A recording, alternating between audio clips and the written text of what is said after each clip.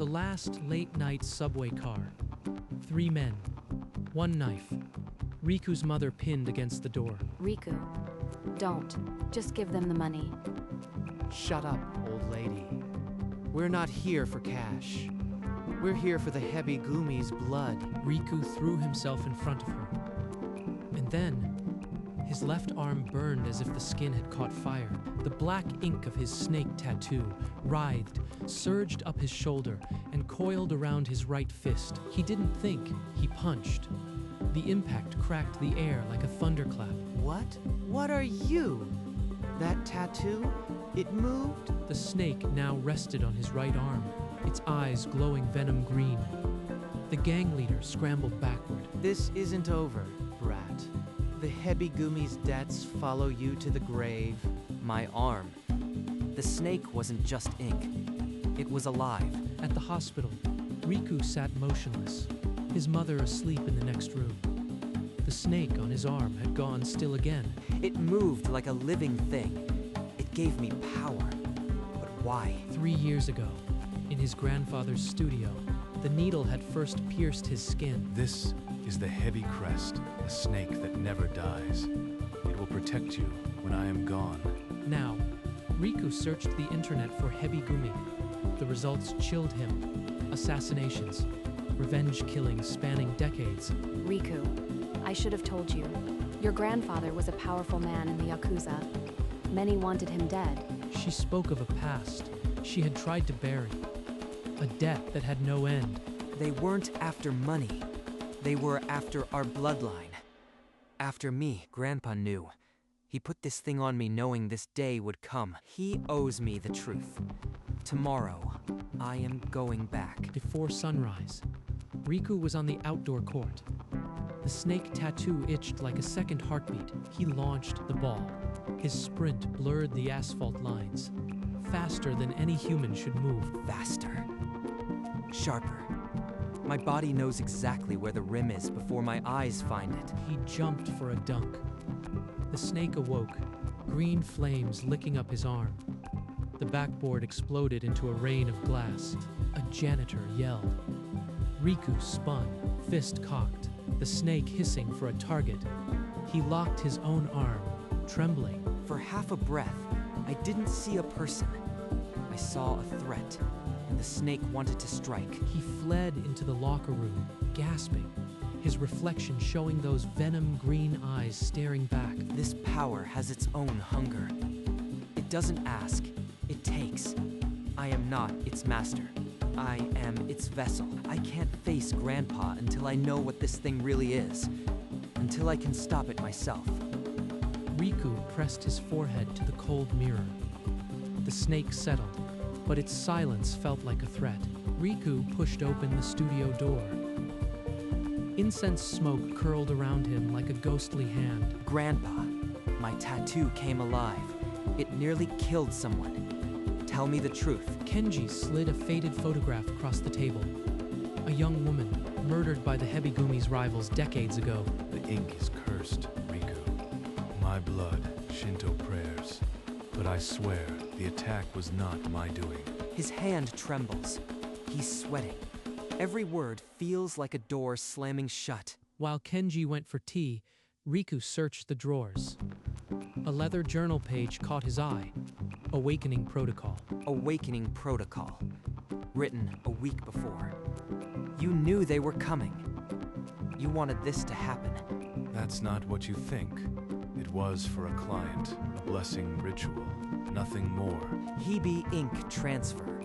Trauma activation. This blessing was a blueprint for the attack. He used me. Riku threw the journal down. The snake hissed along his arm as he walked out, leaving his grandfather alone in the smoke. Riku returned home to a shattered front door. Inside, his mother was on her knees, the gang leader's knife at her throat. Riku, don't. He'll kill us both. Just give him what he wants. Riku's tattoo ignited without thought. The snake coiled around his wrist like a loaded spring. He lunged, his fist connected with the nearest thug, sending him crashing through the window in a spray of glass. The snake wanted more. It screamed for blood, flooding my mind with red until I couldn't think. He had the gang leader pinned, fist raised. The snake's fangs were inches from the man's throat. Do it, boy. Your grandfather owed us a blood debt. This is his payment. Your soul. He's right. This violence, this hatred, it's all Grandpa's legacy. I am carrying his curse. Riku's fist unclenched.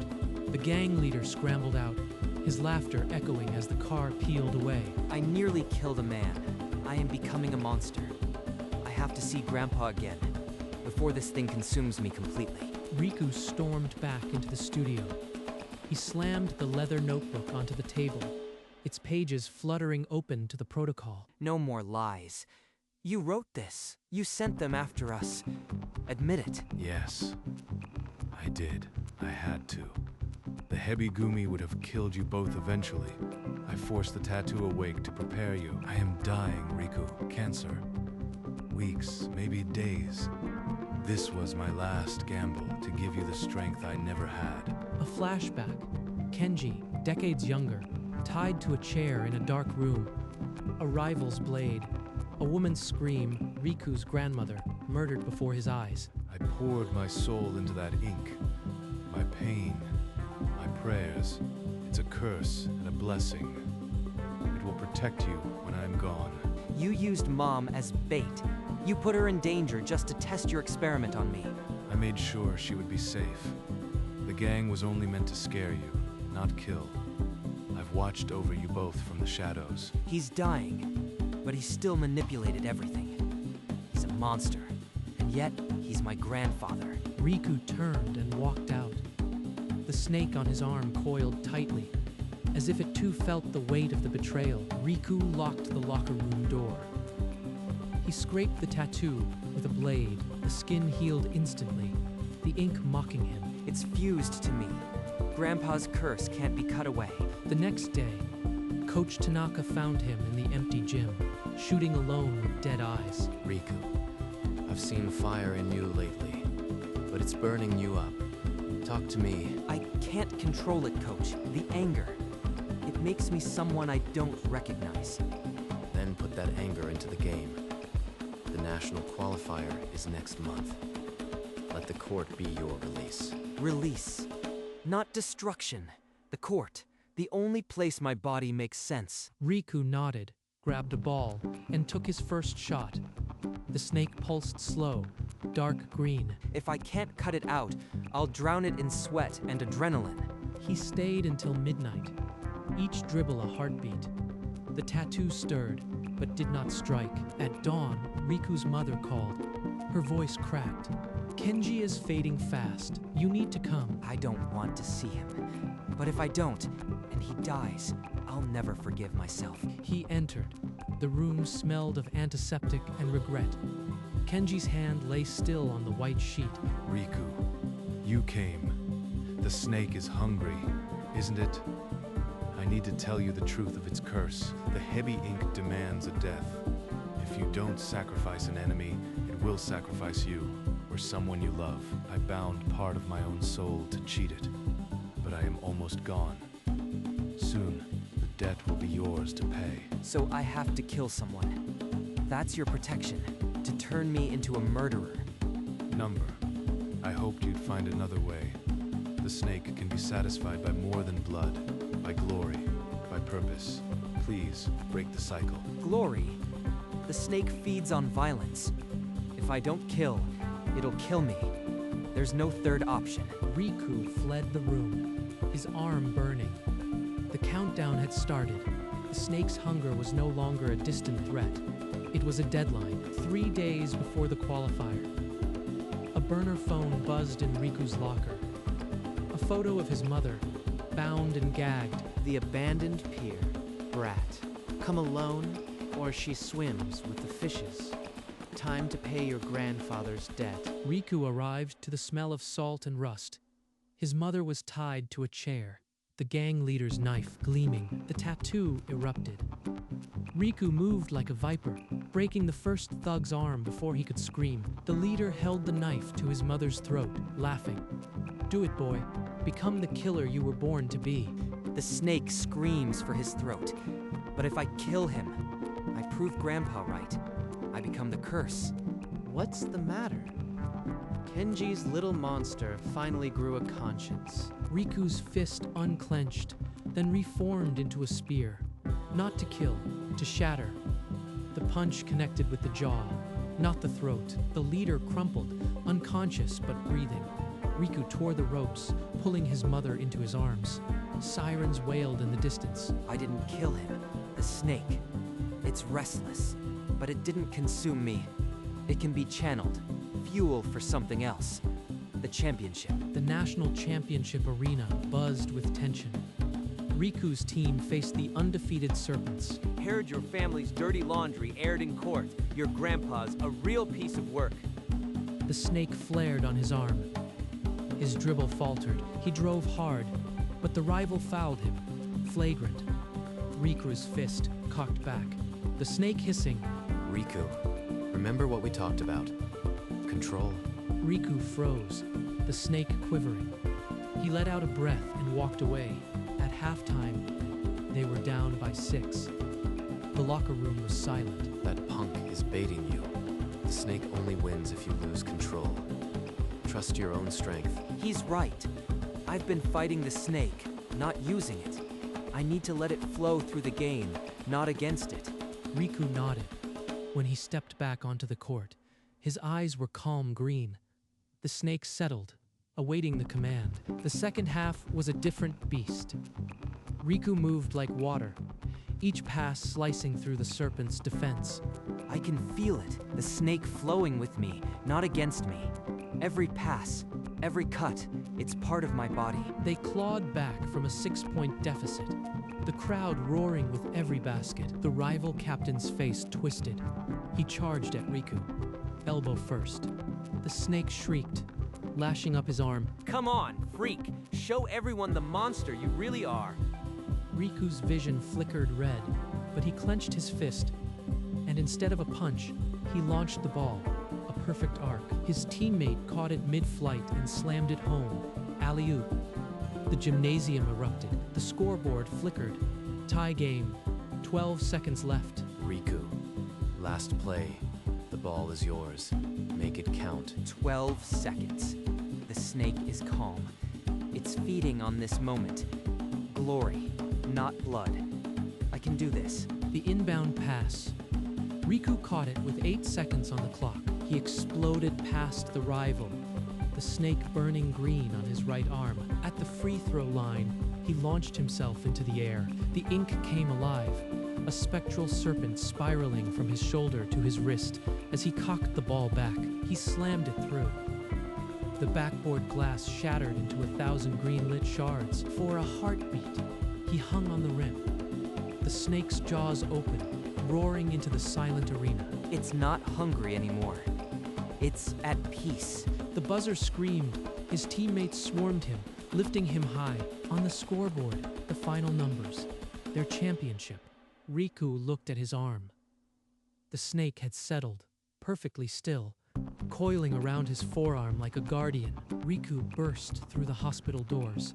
Still in his torn jersey, the gold medal swinging from his neck, he slammed open the door to Kenji's room. The old man's eyes were shut, his breaths uneven. Grandpa, I won. I brought the medal. Kenji's eyelids fluttered. A faint smile tugged at the corner of his cracked lips. Riku, the medal. You really won. I won without hurting anyone, Grandpa. The snake didn't need blood, it needed purpose. A tear traced the wrinkles on Kenji's cheek. He lifted a trembling hand toward the medal. You broke the curse. My boy, my snake, you brought peace. His frail fingers wrapped around Riku's.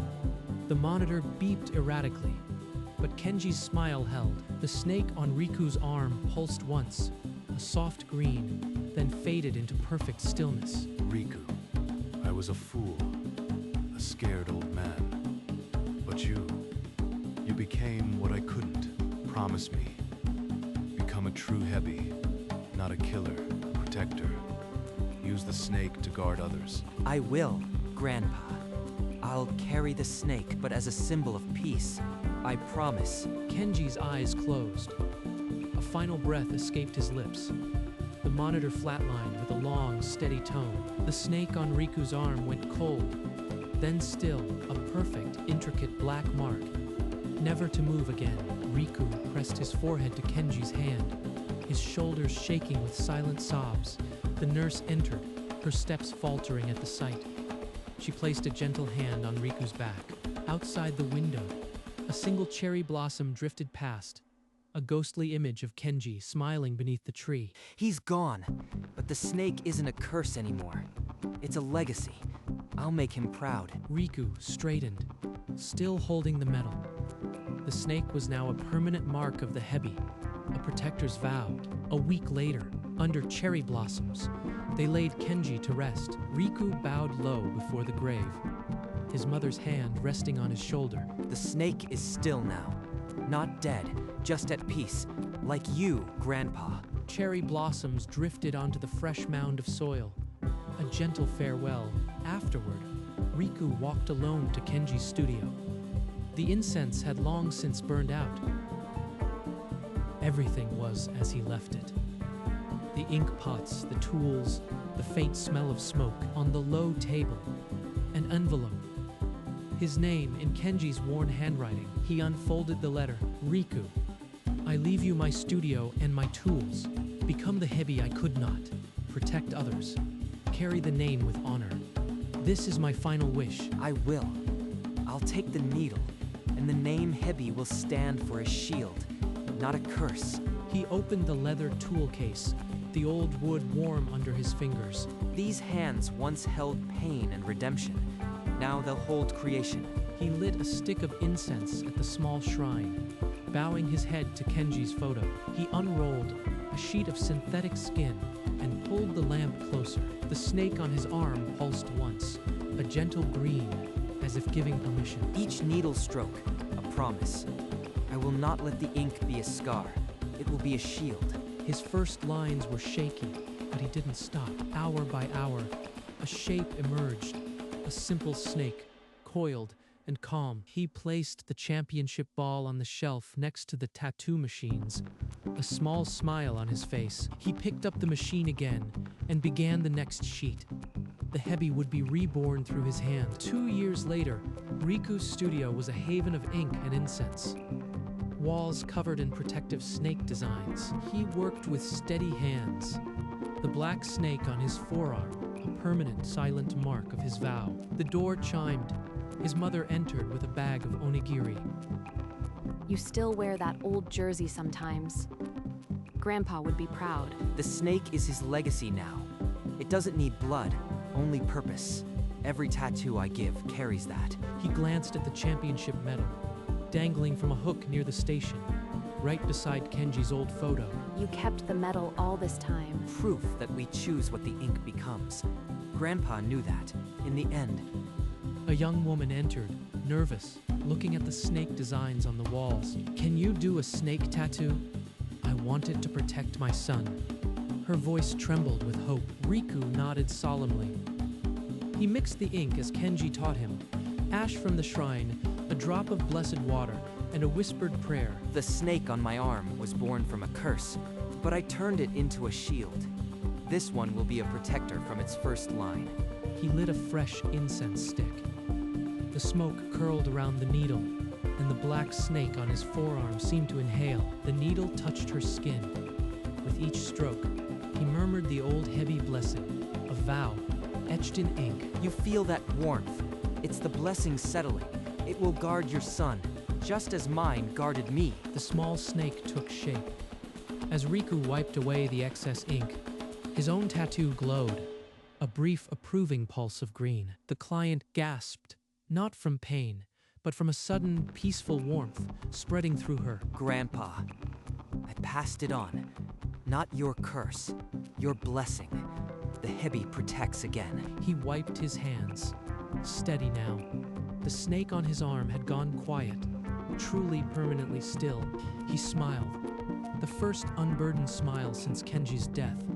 This was his path, The cursed ink had become a gift. 5 years later, on the anniversary of Kenji's death, Riku walked the cemetery path alone. Cherry blossoms swirled in the spring breeze. He stopped before the familiar stone marker, its surface now softened by moss and time. 5 years. The heavy name is now a symbol of protection. Grandpa, just as you wished. From his bag, he pulled a small velvet pouch and removed a replica championship medal, its gold catching the light. He placed it gently on the stone, right below the carved name. I kept my promise, Grandpa. I won without hurting anyone. The snake is at peace, and so am I. A single petal drifted down, landing perfectly on the metal.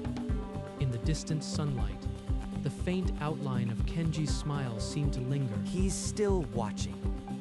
And the snake is just a tattoo now. A permanent reminder of a curse turned blessing. He rose, leaving the medal and a small bundle of incense. The snake on his arm did not move. It had not moved for years. As he walked away, the cherry blossoms danced, and the metal shone like a small sun on the stone. The heavy studio was bathed in warm morning light. Incense smoke curled around the shrine Kenji had once prayed at. Framed photographs lined the walls. Kenji in his youth, Riku's grandmother, the old Hebigumi family portrait.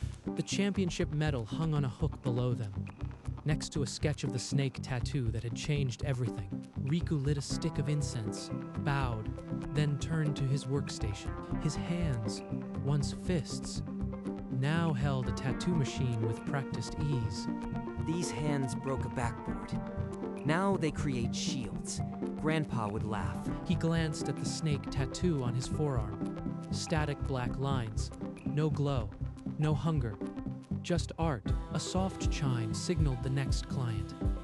He rose, ready. Welcome. Let's make something that protects. The cursed ink had become a gift. The heavy snake, once a predator, was now a guardian, forever still, forever protecting. Many springs came and went. The cherry trees outside the studio grew old, but they bloomed every year without fail. Inside, an elderly Riku sat at his workbench, a half-finished protective snake on the practiced skin before him. His hands, wrinkled but steady, moved with the same precision. The black snake on his arm had long since settled into a permanent stillness. He paused, lifting his eyes to the small shrine.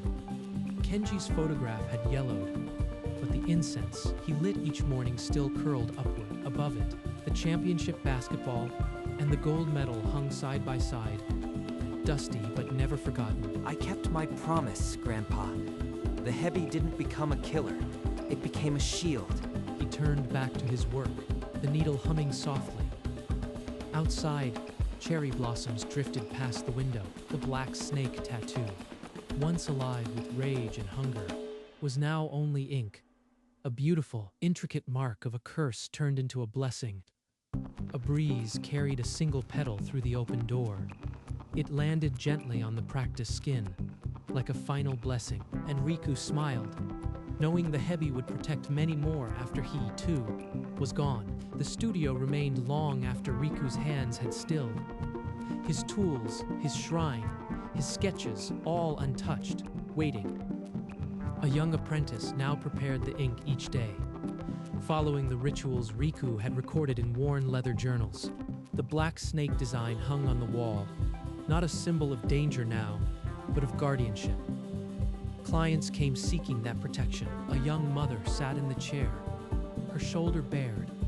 She closed her eyes as the needle began its soft hum. The freshly inked snake seemed to gleam faintly, a blessing settling into the skin. No curse, only a whispered prayer. On the wall, Kenji's old photograph seemed to watch over every new mark, his stern face finally softened by the decades of peace. Cherry blossoms drifted through the open window, landing on the practice skins, the client's arm, the old hardwood floor.